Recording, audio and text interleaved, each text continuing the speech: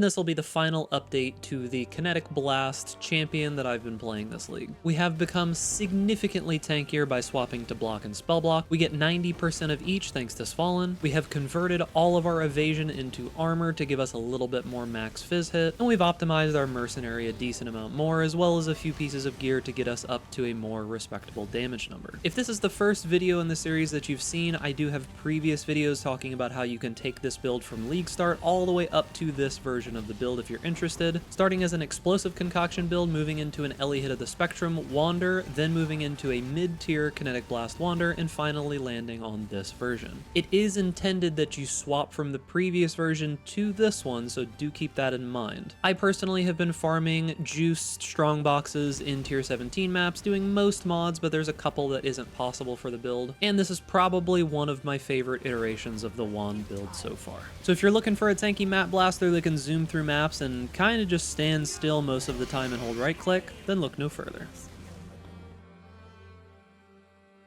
So real quick before we begin, this video is going to be mainly focusing on the changes from the previous version of the build. If you're looking for a more complete explanation of this build in general, check out my previous video. This video we're going to be focused on what has changed since then. Now, the main thing that has changed is that we are using Svalinn. This shield is insanely powerful, one of the most powerful items in the game, and is extremely rare, extremely expensive this league. It is what it is. There's a bunch of people who thought that this shield would be cheap again this league. You're out of your minds. This shield is way too strong to be cheap. I'm glad that they kept it at its strength level so people can at least use it. But the main reason that we use this shield is for that line that says chance to block is lucky. This means block and spell block is lucky. So if we look in our list here, you'll see that my block chance, if I can go to defense here, you'll see that my block chance is 68-68. In reality, with lucky, that's 90 and 90. So this shield makes you insanely tanky with very, very little other investment. And because of that, we have swapped around a few things on the build. So we've swapped over to the Iron Reflexes keystone. This isn't used super frequently, but because we have so much avoidance anyways through block and spell block, we didn't really need our evasion anymore, and it is still useful to scale evasion, so having armor instead to just give us, you know, something for smaller hits as well as something for, you know, to help with the giant fizz hits. This helps quite a bit. It gives us like 8,000-9,000 max fizz hit or something. And then also to supplement our fizz hits, we have swapped into Aspect of the Crab, dropping Grace for this. Aspect of the Crab level 30, the cool thing about this is that it gives you 12 of these little crab barriers, and because we get hit so infrequently, because 90% of all hits are blocked, this doesn't actually proc that frequently, so you're able to have the full 12 most of the time. Beyond that, the rest of the gear has stayed the same. There are some minor changes since we don't need as much mana reservation efficiency anymore. We've been able to optimize a few little things here. I have swapped to a Recombinator wand. From the previous video, when some of you decided to just absolutely dumpster the fracture market, I made a full explanation on how to make a Recombinator wand. It's way cheaper than going and buying one of those fractures, and it's better than those wands. So I know people don't like interacting with Recombinators, but honestly, this isn't too bad. You just recombinate tier 2 plus spell damage with a lightning essence mod, and then you do a 50-50 on a veiled chaos orb, and that's it. It's one step of recombination, veiled 50-50, and then a multi-mod. You can go further than that if you want, if you really want to spend the money, but in my opinion, it's not that worth it. Besides that, not much has really changed about the tree besides adapting for Svalinn. We're moving down to the bottom here so we can get these block nodes as well as this Iron Reflexes, but the rest of the tree has mostly stayed the same. There's not much difference here. We have swapped to a new cluster jewel to give us a little bit more block, and then we are using a few new jewels here. So mainly Rational Doctrine is going to be the big change when it comes to jewels here. This is not necessary by any means, but it is pretty powerful for giving us some more crit with Profane Ground.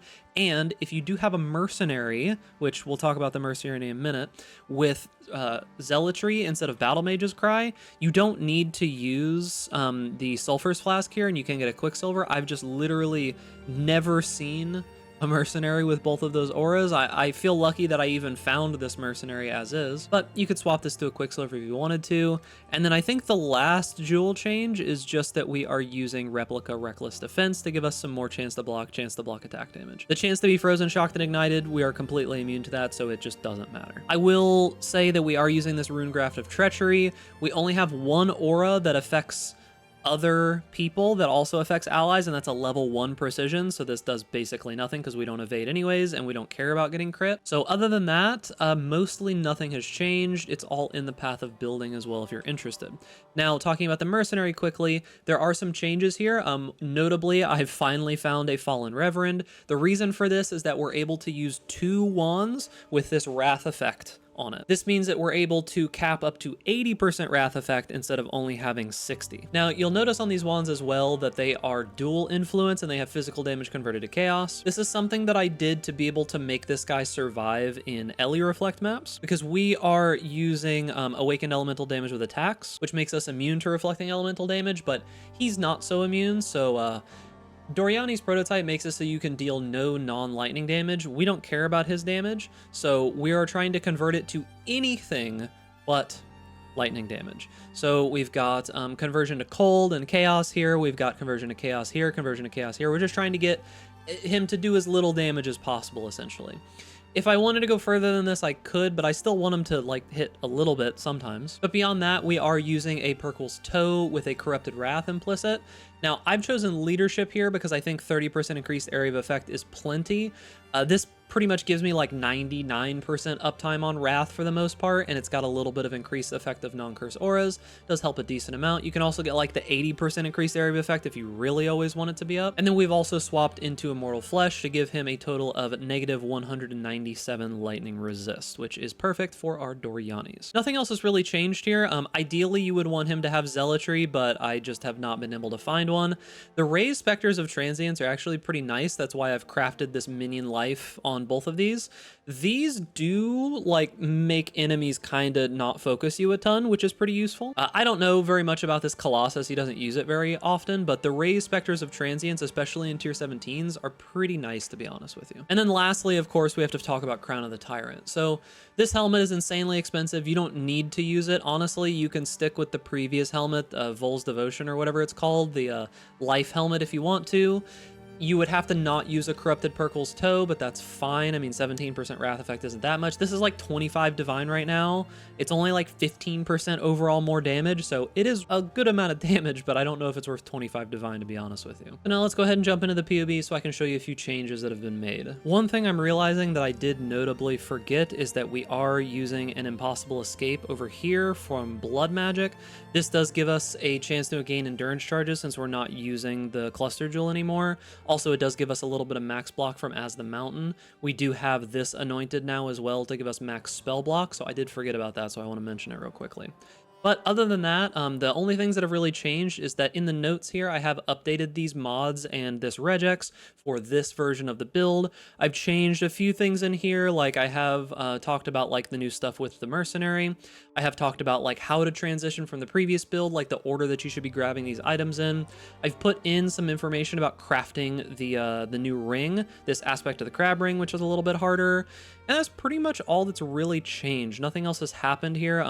I've gotten a little bit better at configuring this so that there's not as much crazy stuff going on in here. But other than that, most everything that you should need will be in this POB. I've got some leveling trees here, so it shows you where to go from 97 to 100 if you're interested in which points to put in. And that's going to be it for the video. This is almost assuredly the last version of the build that I'm going to make for this league. It has been a blast. I've enjoyed it probably more than most of my other like Wander builds I've played in the past, so I hope you give this one a shot.